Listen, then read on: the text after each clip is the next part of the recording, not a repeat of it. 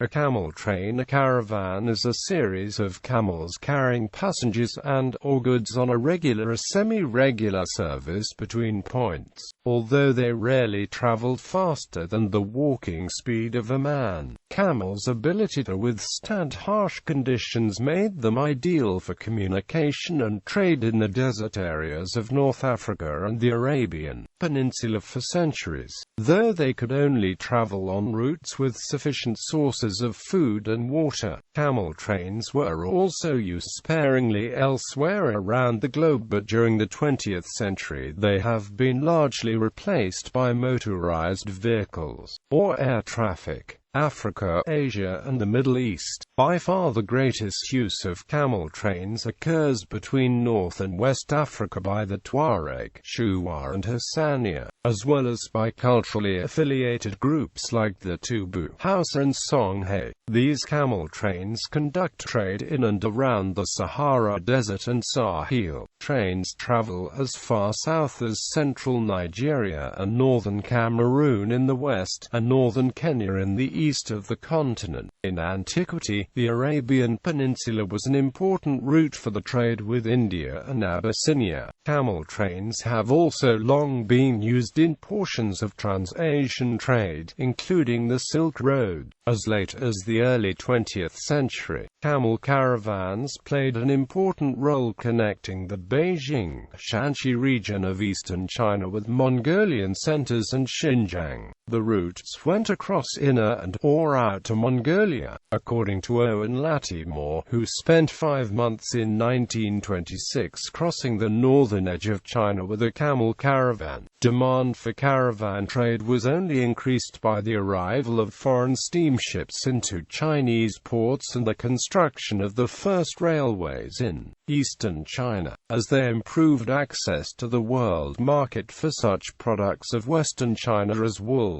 Australia. In the English-speaking world, the term camel train often applies to Australia, notably the service that once connected a railhead at Oodnadatta in South Australia to Alice Springs in the centre of the continent. The service ended when the train line was extended to Alice Springs in 1929. The train is called the Ghan, a shortened version of Afghan Express, and its logo is camel and rider, in honor of the Afghan cameleers who pioneered the route. North America, United States. The history of camel trains in the United States consists mainly of an experiment by the United States Army. On April 29, 1856, 33 camels and 5 drivers arrived at Indianola, Texas. While camels were suited to the job of transport in the American Southwest, the experiment failed. The stubbornness and aggressiveness made them unpopular among soldiers,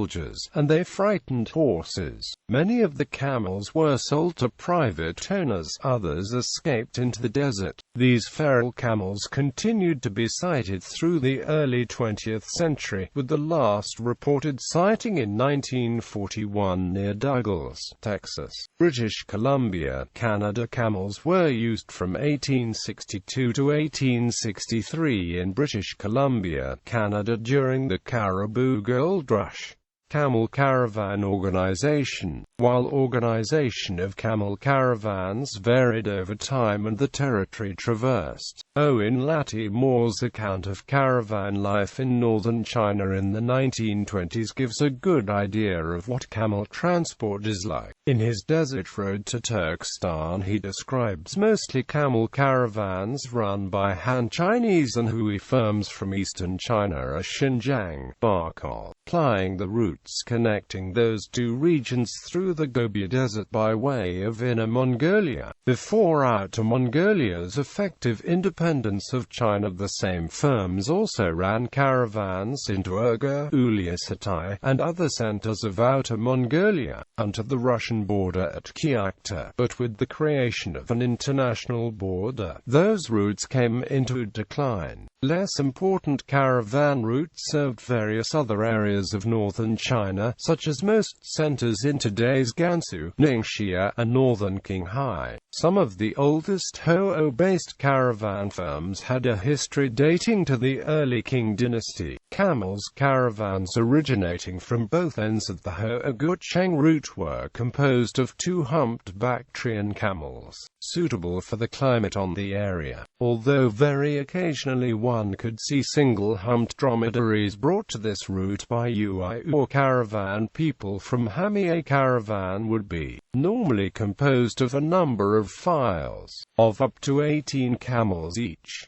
Each of the rank-and-file caravan men, known as the camel pullers, was in charge of one such file. On the march, the camel puller's job was to lead the first camel of his file by a rope tied to a peg attached to its nose, each of the other camels of the file being led by means of similar rope by the camel in front of it. Two files formed a bar, and the camel pullers of the two files would help each other when loading cargo on the camels at the beginning of each day's march or unloading it when halted. To do the job properly, camel pullers had to be experts on camels. As Latimore comments, because there is no good doctoring known for him when he is sick, they must learn how to keep him well. Taking care of camels' health included the ability to find the best available grazing for them and keeping them away from poisonous plants. Knowledge of when one should not allow a camel to drink too much water, how to park camels for the night, allowing them to obtain the best possible shelter from wind-blown snow in winter, how to properly distribute the load to prevent it from hurting the animal, and how to treat minor injuries of the camels,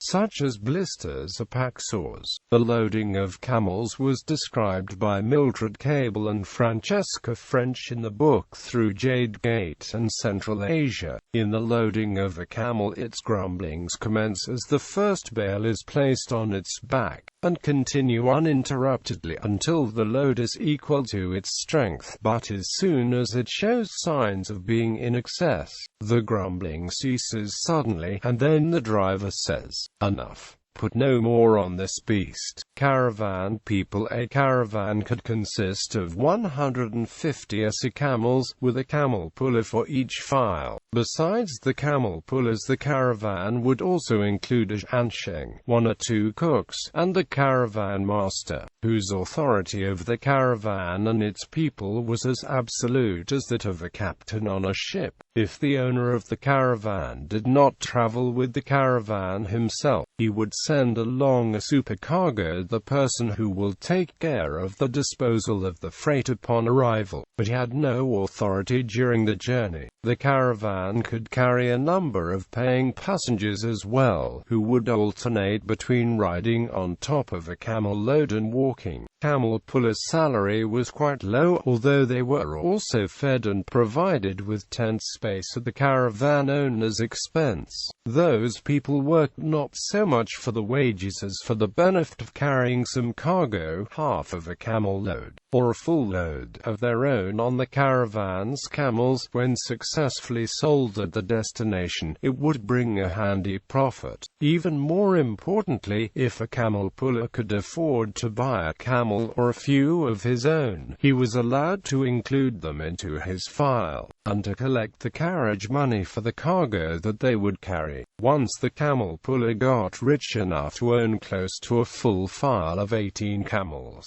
he could join the caravan not as an employee but as a kind of a partner. Now, instead of earning wages, he would be paying money to the owner of the caravan for the benefit of joining the caravan, sharing in the food, etc. The caravan people's food was mostly based around oat and millet flour, with some animal fat. A sheep would be bought from the Mongols and slaughtered every now and then, and tea was the usual daily drink, as fresh vegetables were scarce.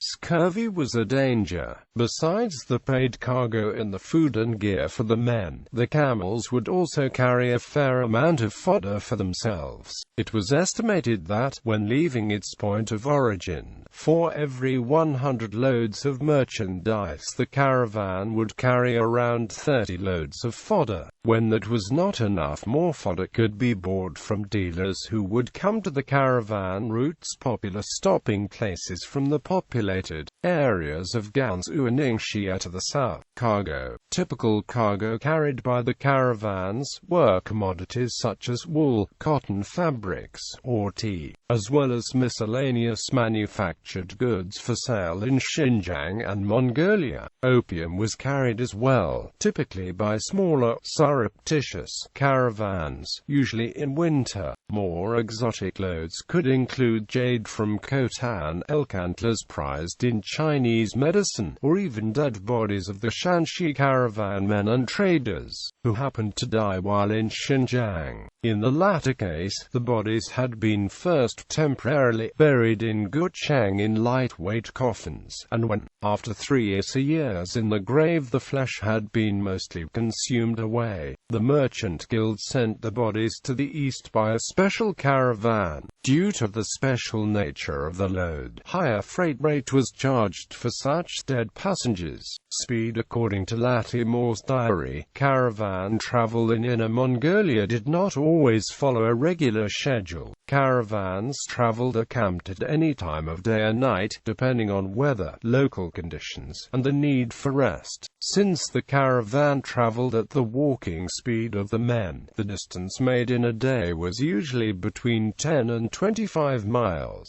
depending on road and weather conditions, and distances between water sources. On occasions, several days were spent in a camp without going forward due to bad weather. A one-way trip from Ho to Guchang could take anything from 3 to 8 months.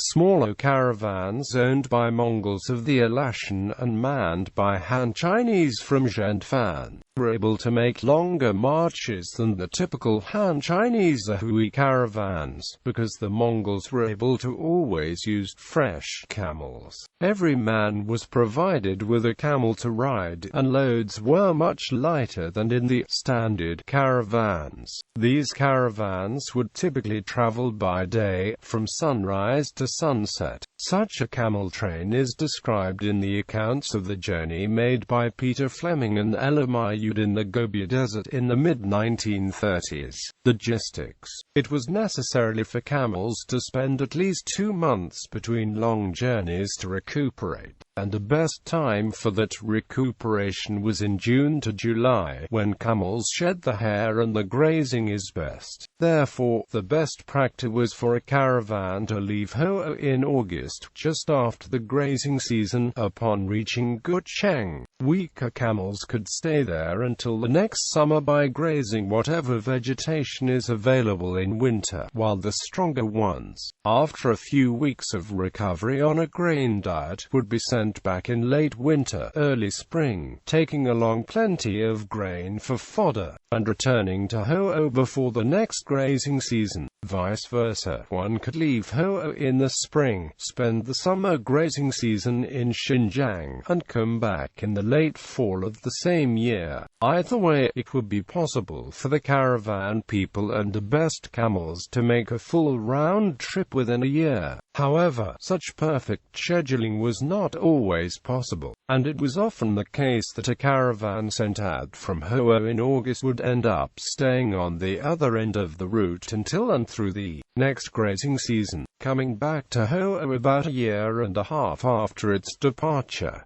Loss of camels. Camel hair trade. On almost every journey, quite a few camels in each caravan would be lost. On a particularly exhausting section of the trip, an animal already worn out by many weeks of walking, or accidentally poisoned by eating a poisonous plant, would kneel down and not rise anymore. Since killing a camel was considered bad karma by the caravan people, a hopeless animal, whose death, if it was owned by an individual camel puller, would be a huge material loss for its owner, was simply left behind to die, thrown on the gobi, as the camel men would say. Since camels molt in the summer, camel owners received additional income from collecting several pounds of hair their animals drop during the summer grazing. In northern China, the camel hair trade started around the 1880s. Later, caravan men learned the art of knitting and crocheting from the defeated White Russians, and the items they had made were transported to eastern China by camel caravan. Although the hair shed by the camels or picked from them was of course considered the property of the camel owners, caravan workers were entitled to make use of some hair for making knitwear for themselves or for sale. Latimer in 1926 observed camel pullers knitting on the march. If they ran out of yarn, they would reach back to the first camel of the file they were leading, pluck a handful of hair from the neck, unroll it in the palms into the beginning of a length of yarn. A weight was attached to this and given a twist to start it spinning, and the man went on feeding wool into the thread until he had spun enough yarn to continue his knitting.